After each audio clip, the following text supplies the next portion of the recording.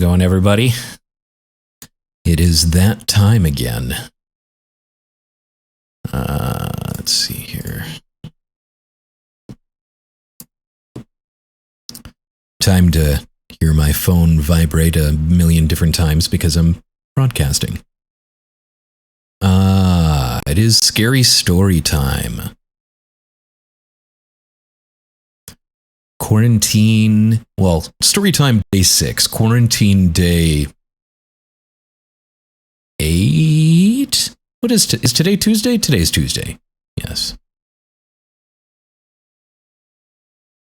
But it looks like I'm not streaming on everything. I don't know what's going on here. What is happening? Where is my Facebook stream?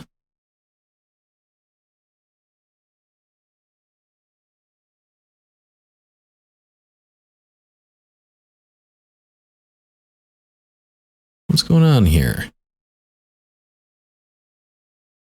It's weird. I seem to be having some problems. Let me take a look at my dashboard. Well, it says it's sending data. Unable to connect to Facebook. Can I force it to connect?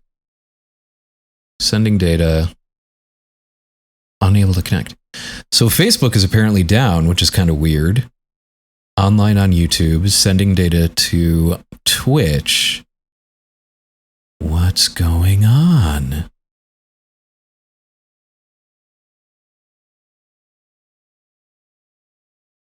Ooh, is my connection that poor?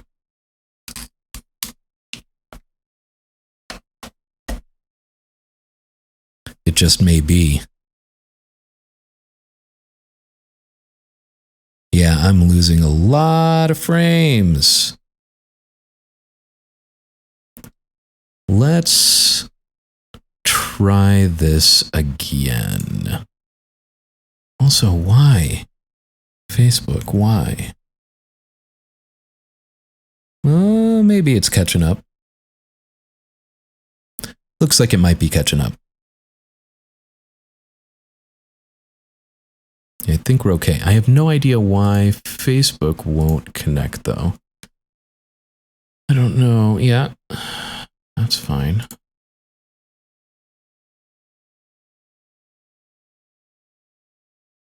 Oh, it said sending data. Oh, stupid me. Sending data? Unable to connect. We're online on Twitch, though. That just took a while to get to Twitch. But for Facebook, for some reason, it's not letting us connect.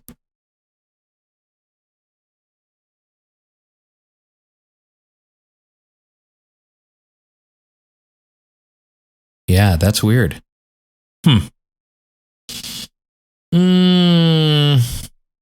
That is frustrating. So what the hell, man? That's where most people watch.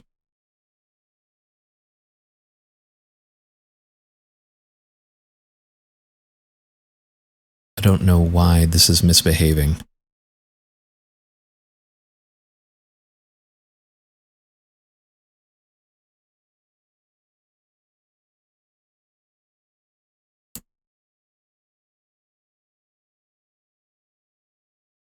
Sending data and unable to connect. Is Facebook streaming down?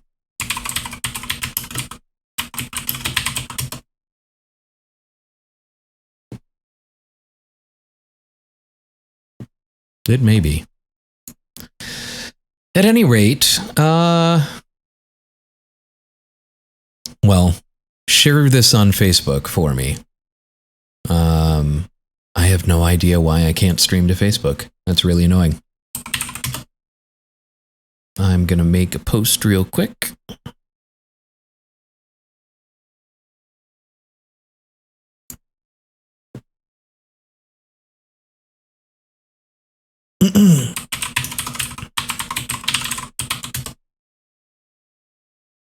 How's everybody doing tonight? Hopefully not going stir crazy yet.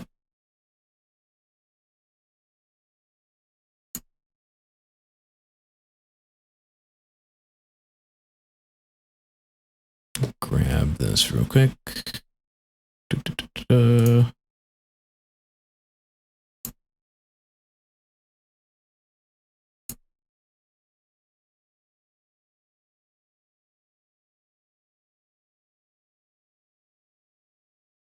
There we go. Sorry, I'm sure this is very, very engaging. Share that on Facebook.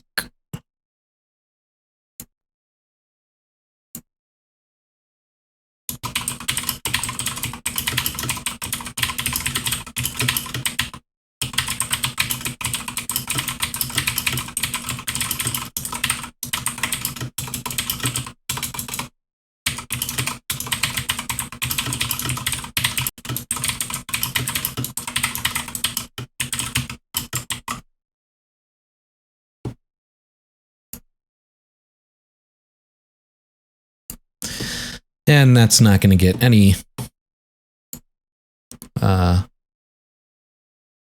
traffic. God, that's frustrating as hell.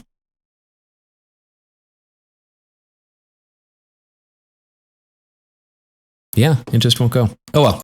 All right. I guess that means that this story is just going to be for you, whoever is watching on YouTube or Mixer or Twitch. Let me see. I haven't picked out a story for tonight yet.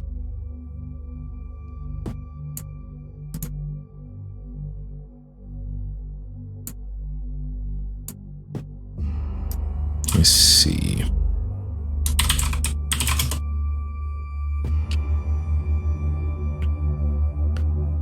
There are some good options here. Let's go back to one that's still very... Well, I guess I have to see the read time of these first before I make a call.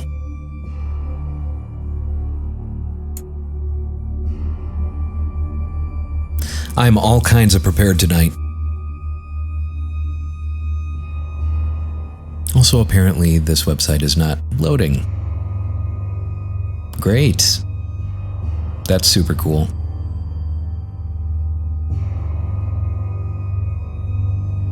Wow, creepypasta.com is down.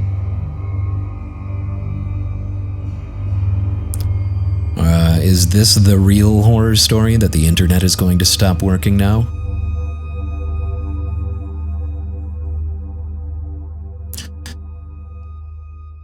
I could go to Reddit.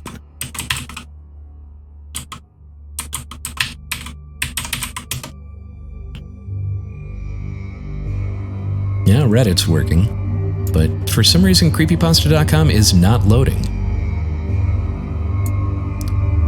Top.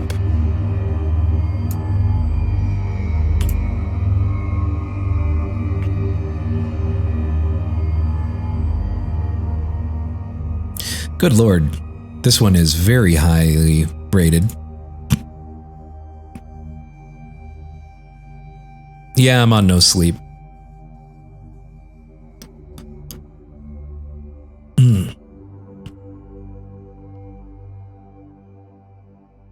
Yeah, creepypasta.com is not loading at all. This one is extremely highly upvoted by EAPATBP, whoever that is, in /r/no sleep. It's called My Sugar Daddy Asks Me for Weird Favors, and it's part of their Spooktober. So, pretend I'm a young, attractive woman for this story. His Tinder profiles actually... Oh, nope. Creepypasta might be loading. Fuck it. Yeah, I'm just gonna do My Sugar Daddy Asks Me for Weird Favors. This one might get weird. We'll see. His Tinder profile said he was 45, but he looked to be in his early 30s at most. Looking for a sugar baby, $700 weekly, no sex. It sounded too good to be true, but as a broke university student, I was willing to take my chances. I swiped right and Tinder let me know it was a match. His message came seconds later. "Hey there, sweetheart." I cringed at that word. I hated it, but $700 was $700, so I sucked it up and replied, "Hey, winky face." His name was Jack, and he told me he owned his own business, although he never specified what kind of business it was. We talked for a while before he asked me for my Venmo to send me the first payment. After a few minutes, I got the notification. I stared at the $700 for at least 20 minutes, expecting to wake up from a dream at any second, but it wasn't a dream. "You still there?" I clicked on the message. "Yeah, sorry, if you don't mind me asking, what are you looking for in return?" I stared at the chat until he replied, "I'm just looking for you to do a few favors for me." That sounded like it was going to be sexual to me. Like what? "For example, the first thing I need you to do is pick up a delivery for me." That sounded innocent enough, but I was still expecting there to be some kind of twist. $700 to pick up a package? Come on, even I wasn't that naive. "From the post office or something?" "No, I'll send you the address, but I'd rather not do this through Tinder. You got Kik? Or you can give me your number." Kik? What was this, 2011? I decided to give him my number instead, and he texted me the address immediately, followed by the address to his house, where I would have to drop off the package. "I'm not at home right now, but there's a key on the bottom of the blue flower pot near the door. Go inside and put the package on the coffee table in the living room. Make sure that you lock the door when you go inside the house, and then lock it again when you leave." I grabbed my car keys and wallet and got into my car, putting the address into Google Maps. "Got it, on my way." My phone buzzed as I backed out of the driveway. "I'm serious. Lock the door both times, please." I thought that was a little excessive, but I promised him that I would.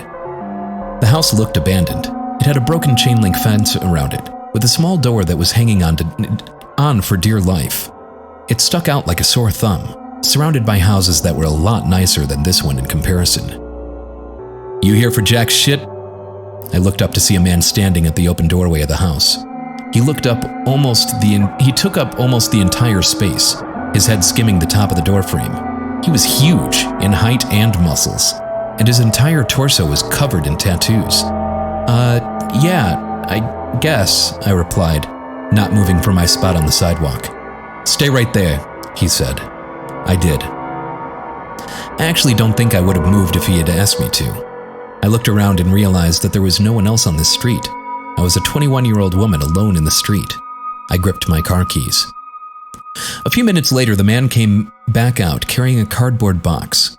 It was about the size of a shoebox, but stained and damp on some of the corners. "Can you open your car?" he asked.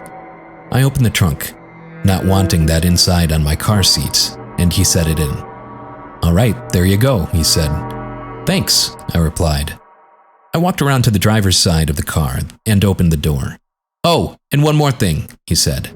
I looked at him. "Watch out," he said. I didn't reply. I blasted my music as I drove to Jack's house, hoping it would drown out my anxiety. It didn't. I parked my car in the stone driveway and stayed inside the car, admiring the house. It was a huge house, with stone pillars on the front porch and the greenest grass I'd ever seen in my life. I turned the car off and got out. I grabbed the package and walked to the front door, getting the key from where he said it would be. I opened the door and stepped in, closing it behind me. I thought about what he had said, about locking the door when I got inside. I thought that was a little overboard, but as I stared at the closed door, something made me reach out and lock it. I walked inside, my feet cushioned by the thick maroon carpet, and admired the inside of the house. All the furniture was wooden and looked incredibly expensive. I would probably finish school a dozen times with the money that it took to furnish this place. I set the package down on the coffee table, and as I walked back to the door, I heard a phone ringing from somewhere inside the house. I froze. In my pocket, my phone buzzed. I took it out to look. "Don't answer any calls that aren't from Marvin." I put my phone back and followed the sound of the phone, poking my head into a few different rooms before I found it in an office. I walked over to the desk and looked at the caller ID. Incoming call from Jack. That was odd. I grabbed my phone to look at the message again. I was starting to get a little bit creeped out and decided I wouldn't answer, just to be safe, and left the house, remembering to lock the door as I left. I've done a few more favors for Jack since then. I drove a BMW to a random park in another city, only to get out and drive a different car back to Jack's house. He had me meet one of his employees at lunch, who then gave me a briefcase to deliver to the first house I had gone to, and told me he would know if I looked inside. On several occasions, he asked me to drive down to that same house and stay with the guy, whose name was Julio, for a certain amount of time. In total, I've made around $3,500. Most recently, Jack asked me to stay in his house overnight. I woke up to a text message from him. "I need you to spend the night at my house." I hadn't ever seen him in person, but I had talked to him on the phone a few times. He proceeded to tell me he would pay me $1,000 to spend the night at his house, provided that I follow a few rules. I drove to his house that evening. The driveway was empty, and it normally was, but the porch light was on. I walked up, unlocked the door, went inside, and then locked it again. Everything in the house looked the same. Jack had told me over the phone that he would leave the list of rules on the dining room table. I set all my stuff down in the living room. My bags looked like garbage compared to the fancy furniture in there. I wandered into the kitchen, and then to the dining room. Sure enough, there was a piece of paper on the wooden table, held down by an empty glass. "Lock the door when you come in. Only answer calls from Marvin. Don't turn on any faucets between 9 p.m. and 11 p.m. Don't open the door for anyone, no matter who they say they are, after 10 p.m. If the door to the closet at the end of the hall is open, sleep in the library. If closed, sleep in any of the bedrooms. The gardener comes at midnight. If he starts knocking on the windows, hide. Turn the TV on and let it play on static through the night. Do not forget to do this. Help yourself to anything in the fridge. I'll pay you in the morning. Good night." I made sure to follow all the rules. To be honest, I was regretting my decision, but seeing as I was already here and I was getting paid, I decided to stay anyway. I figured as long as I followed all the rules, I'd be perfectly fine. Still, it felt a little odd. What was this? A haunted house? Nevertheless, I lounged around the house for a few hours. As I was planning on going to sleep around 9, since that's the time that all the weird shit would begin to happen, at 8:50 I brushed my teeth, using the faucet for the last time before 9. I checked the closet in the hallway, and upon seeing that it was open, I moved my stuff into the library and got ready to sleep on the couch. I locked the doors just in case and laid on the couch, scrolling through my phone. I hadn't gotten any more messages from Jack, and I started to think up scenarios and reasons as to why he had such strict, peculiar sets of rules in his house. I had dozed off at some point because at exactly 10:16 p.m., I was woken up by the doorbell ringing. I was about to get up and check, and then I remembered the rule. Don't open the door for anyone, no matter who they say they are, after 10 p.m. I stayed on the couch, trying not to move, paranoid that they would hear even the slightest sound. "It's the police! Open up!" I didn't move. "Hello? It's the police! Open up or we're coming in!" I still didn't move, but I could hear my heartbeat in my ears. There was silence for a while after that. Then the doorbell rang again. "Hey, it's Jack! Let me in!" It sounded like Jack, but still, I didn't get up. He would have a key, wouldn't he? Why would he need me to let him in? This continued for almost a full hour. Different people would ring the doorbell, announce themselves, and then disappear when I didn't respond. I was finally able to fall asleep, and the gardener never came. When I woke up the next morning, I heard someone in the kitchen. I got up slowly and unlocked the door as quietly as possible, taking my phone with me and walking across the living room and into the kitchen.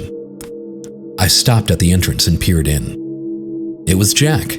He was standing in front of the stove, stirring something as the coffee machine brewed coffee on the counter behind him. "Hey, good morning," he said when he saw me. "Hi," I replied, nervous. I hadn't seen him in person before, but he looked exactly like his pictures online. "Scrambled eggs?" he asked, motioning to the pan with a wooden spoon. "Yeah, thanks," I replied, walking over to take the plate from him. I ate my breakfast and drank some coffee in silence. "So, how was it?" he asked. "It was okay. Nothing super freaky happened," I replied. "Cool," he replied. There was an awkwardness in the room. I think I'm gonna go now. I have class, I trailed off. I didn't, but I really wanted to get out of there. Oh, no, yeah, sure, I'll talk to you some other time, he replied. I grabbed my stuff and he walked me to my car. I could see him standing in the driveway, staring at me as I left. When I got home, I unpacked all my stuff and noticed that I still had the list with me. I sat on my bed and read it again. I felt my body tense up as I realized that I had forgotten something.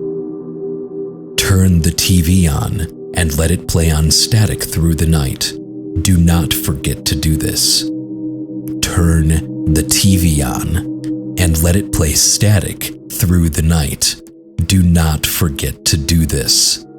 Do not forget to do this. I stared at the words on the page until they lost meaning.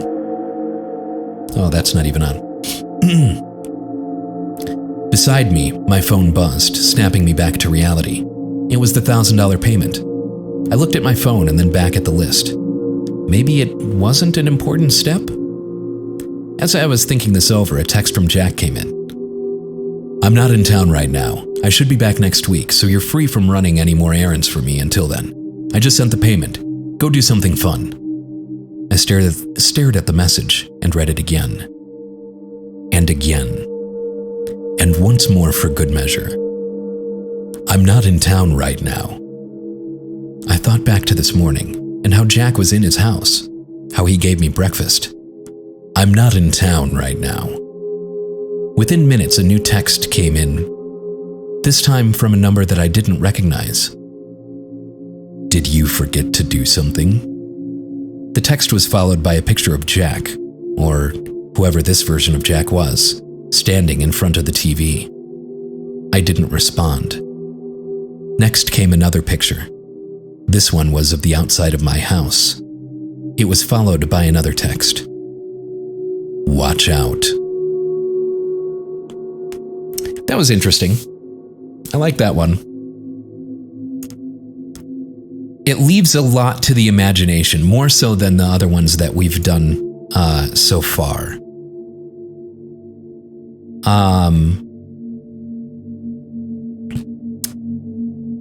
This one's a pretty... I'll do another one, because that was fairly short.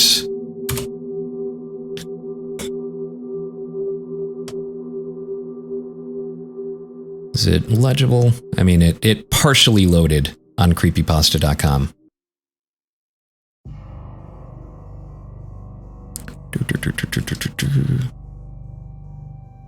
Credit to Anonymous on this one, apparently. It looks like it is maybe actually loading in.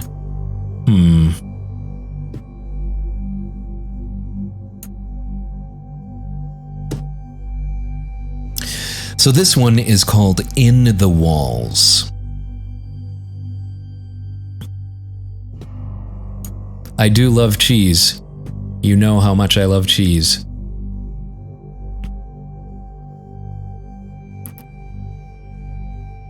We moved out of our house a week ago, and I'm glad we did. It was definitely not safe there, especially for a man like me who has a young family to take care of. I think if I hadn't decided to get the hell out of there, I would have failed my family, and I would probably have lost them too, eventually. There was nothing obviously wrong with the house, actually. I suppose it was just a regular detached family home in a suburban neighborhood. I think the first thing that struck me as off about it is the fact that all the houses on that street had been built sometime in the 1980s. The odd bit about that is the fact that nobody had actually lived there. In almost 3.5 decades, nobody had ever lived in that house. But what could be wrong with that? It didn't ring any alarm bells apart from the normal sort, like does the electricity still work and is the boiler outdated?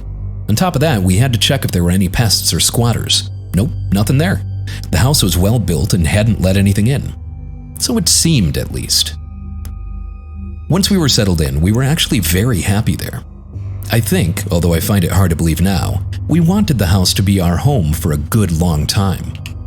Bizarrely, it just felt so perfect and right when actually there was something very deeply, inherently wrong about the place. The tension began on one typical gray London morning. My wife was going to drop off our 4-year-old boy at school, which usually takes about half an hour. It was the oddest thing. As soon as she shut the door behind her and I was alone, I became aware of a feeling that I hadn't felt before. You could describe it as a feeling of being watched, but I think it was something else. A feeling of tension and discomfort arising from, well, nothing. Nothing at all happened. No creaks, no bumps, and no whispers. I had the heating on, it was December, and was listening to Classic FM on the radio. On first inspection, it appeared to be a comfortable, peaceful environment, ideal for sitting down and getting on with my work. But it wasn't. I felt sort of agitated. I supposed it was just down to this being a new house that I had only slept in for a few nights, and I got on with my work. Except I didn't. I couldn't settle down and concentrate.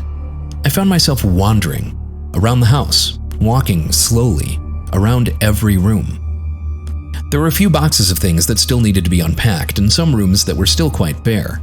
I refused to accept it, but a tiny part of my subconscious expected that there was an intruder in the house. I was in the room furthest away from the study, so I could just about hear Bach's cello suite, or whatever the heck it was playing upstairs. I stayed at the window waiting for my wife to turn up in her car.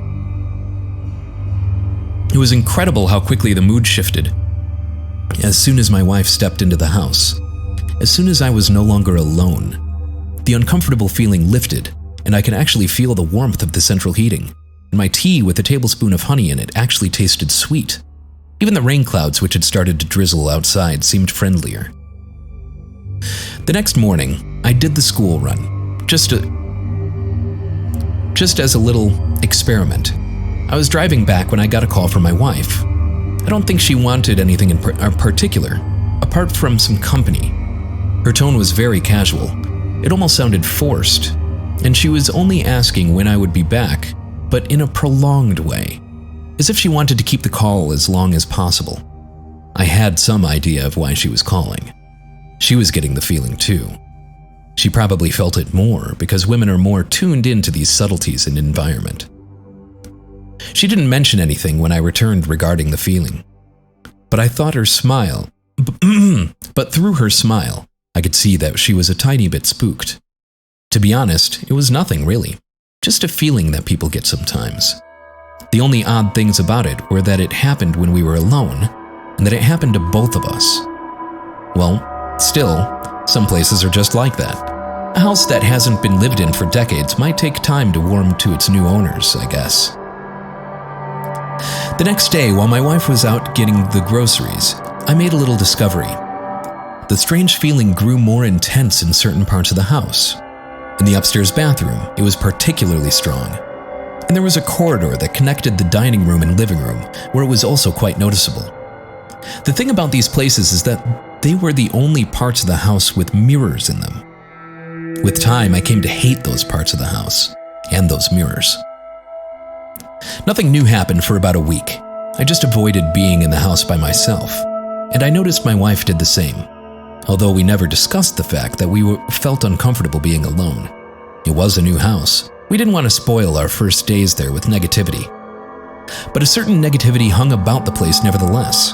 It was not obvious, it was not intense, but it was always there. It felt somewhat hostile, as if we were sharing the home with something that didn't like us being around.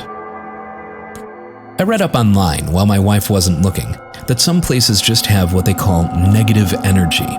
Apparently, this is the result of many things such as poor lighting, bad feng shui, that's what it is. And bad things that have happened in the past in the place. Ironically, we installed brand new high-power light bulbs. My wife had a whole book on keeping good feng shui. Feng shui. That word. And as for the whole bad things happened in the past thing, nobody had ever lived in the house before. I mean, how could anything bad have happened there if nobody had lived there before? At least our little boy didn't seem affected. He was playing just as happily as ever with his toys. A work overload had preoccupied me and his mother lately, so we didn't spend as much time with him as usual. He didn't seem to mind. He even managed to invent an imaginary friend to play with. There was this one night, however, when I came home from work late to find my son in bed and my wife waiting for me in the living room. As soon as I came through the front door, I was greeted with a thick, heavy presence. It gave me a bad feeling immediately. I knew it at once that something was not right. And yet, everything seemed fine. We ate dinner in front of the television, washed up, and then got ready for bed. We both joined our son upstairs to sleep, and soon enough we had both dozed off. Except, I was suddenly disturbed from my sleep. It was nothing unnatural. In fact, it was the very call of nature that woke me up. I needed to use the loo. I got up and put on my slippers and nightgown. It was absolutely freezing, being a winter's night. But when I stepped into the bathroom, I was shocked by how cold it was. It was not safe how chilly it was in there. I looked at myself in the mirror for a bit, then sat on the toilet seat to do my business. That mirror was giving me a bad feeling. I kept imagining that I could see something moving around in the mirror, and yet there was nobody else in the room but me, not even a fly or a bug. It happened at least 3 times. Then I got up, washed my hands, and just stared into the mirror for a while, just to make sure. It eventually made me uneasy, so I hurried back to bed and actually found myself hiding my face with the duvet. I think I saw something moving in the mirror again the next night, and the next. I think I even saw a face in the downstairs hallway mirror as I walked past, for a split second. Of course, I knew it was only my imagination.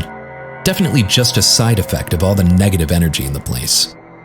It was getting more irritating than frightening, so I decided to ring up one of those priests, those spiritual sorts who know how to brighten up places with negative energy in them. She turned up while our son was at school, a frail old Japanese woman who must have been 80 years old at least.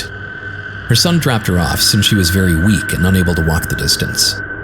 Anyway, she came in smiling faintly and telling us in broken English that she would just take a walk around the house to get used to it, and my wife sat quietly in the living room.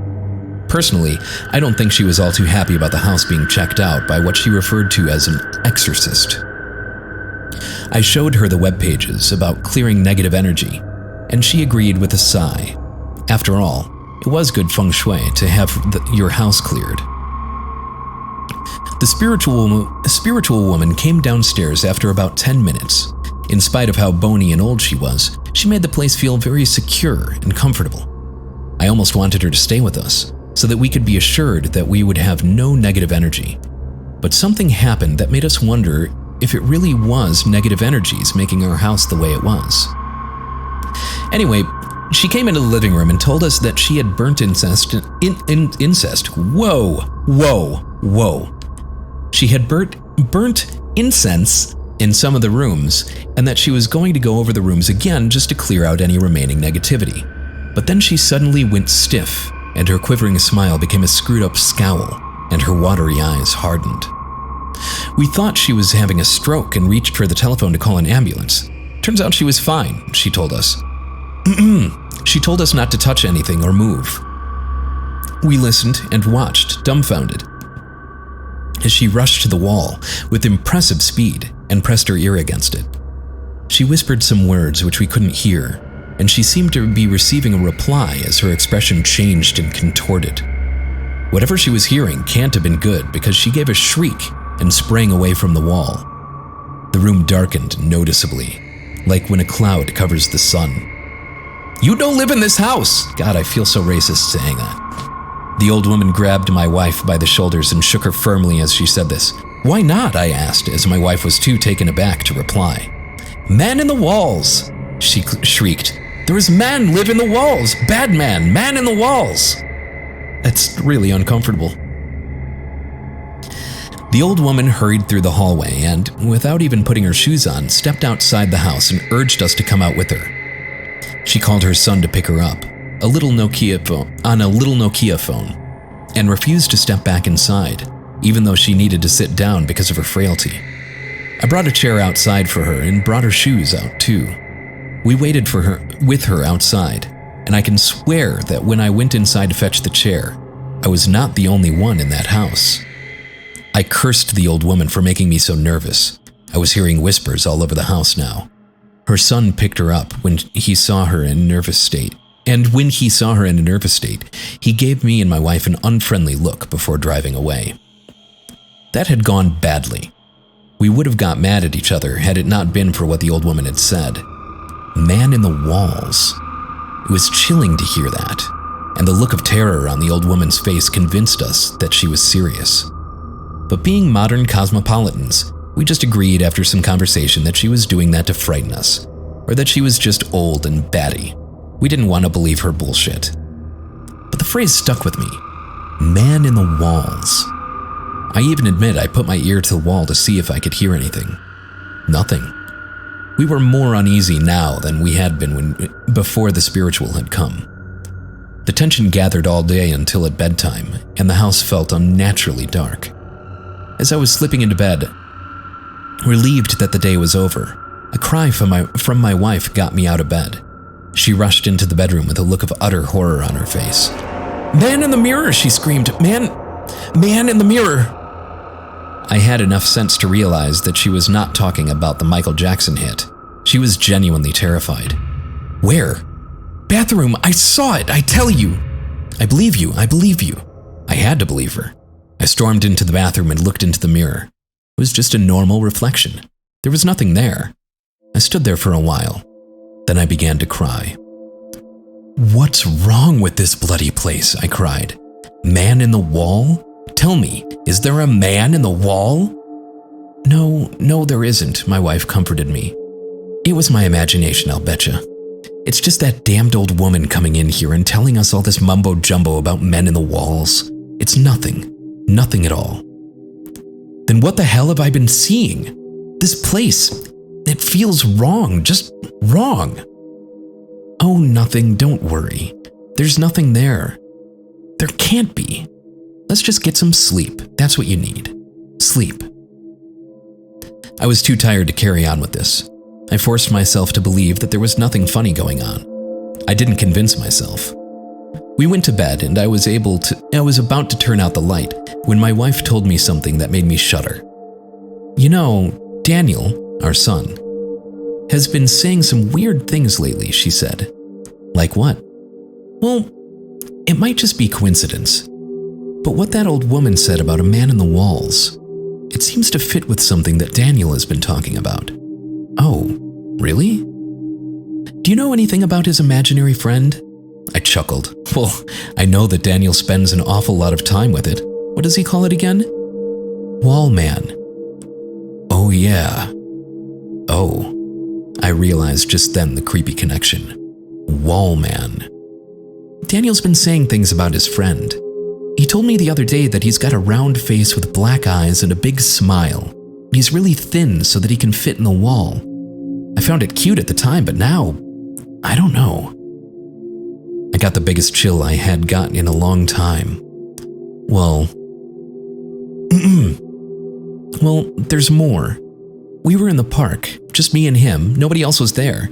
I asked him if he wanted to invite Wallman for a picnic. He said he couldn't. He told me that Wallman is only in our house and never leaves. That one made me laugh a bit when he told it to me. But then he gave me this serious, worried look and said, "Don't laugh, Mommy. Wallman doesn't like you and Daddy. He hates you. He says he only likes me." I shuddered and took a deep breath. The air suddenly felt colder and more hostile. "You know," I said to my wife after a period of silence, "I really do think we should move out. I don't know if it's just a bad feeling I get about this place, or if maybe that old Japanese woman was right. This stuff is creeping me the hell out. I don't think I can sleep now. I don't feel safe." Nevertheless, we both managed to sleep after a bit more conversation on where we could move to. I had dreams. They were mostly just plain random dreams, but one thing stuck out as different. I dreamt I came home to find the house empty. I called to see if anyone was home and turned on a few lights. I noticed very vividly that there was somebody standing in the living room. It was a man's figure, very lean and about the height of a child. He was facing away from me. I could tell, but the light wouldn't turn on in that room, so I couldn't see any more. I think he was naked in my dream. I called out, "Daniel?" But I felt certain that this was not my son. I was scared of this figure in the living room. The dream ended there and I woke up. I blamed all the weird events. They were affecting my sleep. I managed to get some more shut-eye after that. No dreams this time. It was a Saturday next morning, so we had a bit of a lie-in. "I'm getting the kettle on. How many sugars would you like?" I asked my wife before going downstairs to the kitchen to make some tea. But as I waited for the kettle to boil, a voice caught my attention. It was Daniel. He was raising his voice. I found him looking up at the mirror in the downstairs corridor in a heated argument with somebody. "No, if you don't say sorry, I won't be your friend anymore," he cried. "Hello? Dan? You all right there, son?" I called to him. He ignored me outright. "No, no, no," he shrieked at whoever he was speaking to, and I saw tears on his cheeks. "I don't want to. You're not nice anymore." Go away, he began to screech. "I don't want to go with you." I rushed along and lifted him up, carrying him away from that mirror. His mother came downstairs, roused by the shouting. "What's wrong, dear?" she asked him. "Wallman. Wallman wants me to live with him in the wall. He wants to take me in the wall, but I told him I don't want to." "Oh God," I muttered, handing him to my wife, my voice shaking. "I can't put up with this bullshit any longer. Wallman, where the heck are you? Come out, you bastard!" I had never spoken in front of my son like that before, but he didn't seem unsettled. He seemed glad that I was angry at his imaginary friend. My wife took him upstairs while I raged on for a bit. "Right," I said when my wife came back downstairs. "We've got to get rid of these goddamn mirrors. They're creeping the shit right out of me." "It's okay, it's fine." "No, it's not fine. It can't be fine. It's like they're portals or something, like there's evil coming straight out of them or some crazy shit like that." Okay. We need to stay calm," she assured me. "Let's just get breakfast sorted and we'll see how things go." We had breakfast in silence, and after a while it all seemed okay. And then something happened that was amazing. Nothing at all. There wasn't even a weird feeling of anxiety anymore. It felt like a normal home should. Weirder still, the next day was fine too, and nothing dodgy took place overnight. We kept the mirrors. I hadn't been entirely serious about throwing them out. I'd just been stressed out. Then a whole week went by, and it was Sunday again, without a single weird thing happening. Our house was beginning at last to feel like a home. We had less work, so we spent more time with Daniel, and he seemed to forget about his imaginary friend, which was actually a relief to us. That imaginary friend had seemed like something else, it seemed. It seemed wrong to be coming from the imagination of a 4-year-old. We thought everything was going to be fine, but then something made us think twice. Yellow mold had started to grow in circular patches around the house. The patches were about the size of footballs, and they gave off a rotten smell. We decided to leave it be for a while, but the patches turned up suddenly in more places, and they were too ugly and stinky to stay. We called in a man to investigate and sort out the mold problem. And while he worked, the three of us paid a visit to my parents-in-law. We got a call from the man dealing with the mold at about 8 o'clock in the evening. He sounded troubled, and he told us to come home quickly. We were very agitated throughout the car journey, and when we saw the policemen standing around our home, my wife looked as though she would cry. A tall, fat policeman stopped us in our tracks as we made our way towards the front door. "Stop right there, sir," he said. "I highly doubt that you and especially your wife will want to see what's been found in your home. You ain't suspected. Don't be afraid. But I tell you, mate, it's ghastly." He took off his hat and breathed out with disgust. "Mommy, Daddy, what's happening?" Daniel kept asking, but we just led him back to the car. I went back to the policeman and the inspector came and told me I could come in. I went in to find that where the patches of mold had been, there were holes in the wall. Men in uniform and masks were carrying small objects in plastic bags out of the house. The mold specialist was sitting down with a cup of coffee on the sofa, his head in one hand. He seemed deeply troubled. I looked at him for a while and thought it might be better not to ask him what had happened, but I didn't need to. You ain't seen what you've had in your walls yet? He asked me, his eyes bloodshot. I ain't ever done a job like this one. Bloody shocking. What was in my walls? I asked, my voice shaking. Tell me, please, I can't bear it anymore. Can't tell you myself, mate. Bloody shocking. Suddenly, the world around me became a blur and I collapsed on the ground. I came to at my parents-in-law house again. Had that all been a dream? No, it was now 2 a.m. My son and wife were upstairs. They told me, my son and wife were upstairs, they told me. An inspector was waiting to speak to me. What happened, Inspector? What was there in my house? I asked as patiently as I could. Now don't take this the wrong way, sir. We're not accusing you of anything. The things we found date back at least a decade, judging by the state they're in. What did you find? Then I was told. Once I had permission to remain calm. Then I was told, once I had promised to remain calm, that behind each of the 16 patches of mold, the bones of a small child had been found curled up inside the walls. The children were all between the ages of 2 and 5 and were recognized as children that had gone missing in the area over the past 30 or so years. Now hearing that shook me up. It shook me about as much as it would shake anybody in my position. There was something else in the walls of that house, something evil. And had things happened differently, it might have taken my son into the wall like all those other children. I and my wife still haven't gotten over our experiences in that house, although our son seems to be indifferent to the whole thing. He never got told about the children in the walls, and hopefully he'll never ask so we won't have to tell him. He never mentions his imaginary friend Wallman, and he seems happy enough in our new home, as do all of us. I don't want to tempt fate or anything, but our new place seems just right. Nothing weird going on here. But one thing bugs me, and I don't think it'll ever stop bugging me as long as I live. I still don't know what the heck it was in our house. I refer to it as Wallman because the name makes it seem less frightening, but I can't get over the fact that I have actually had contact with a paranormal entity. I'm guessing it's still there in that building. Fat chance anybody wants to buy that house now, after the discovery made the local headlines. There's one more thing. A few days after he had made his dreadful discovery, the mold specialist arranged to meet me at my workplace. He seemed deeply disturbed and told me that he had something dead strange to show me. It was a picture he had taken on his mobile phone on the day he had been at our house.